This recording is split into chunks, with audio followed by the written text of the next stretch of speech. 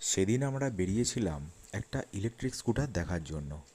তো অনেক দেখতে দেখতে আমরা এসে পৌঁছেছিলাম বাজাজের শোরুমের সামনে। আর বাজাজের ইলেকট্রিক স্কুটার মানে বাজাজ চেতক। তো আমরা এসে পৌঁছেছিলাম পার্ক স্ট্রিট মেট্রো স্টেশনের জাস্ট অপোজিটে চেতক এক্সপিরিয়েন্স বলে বাজাজের একটা শোরুমে।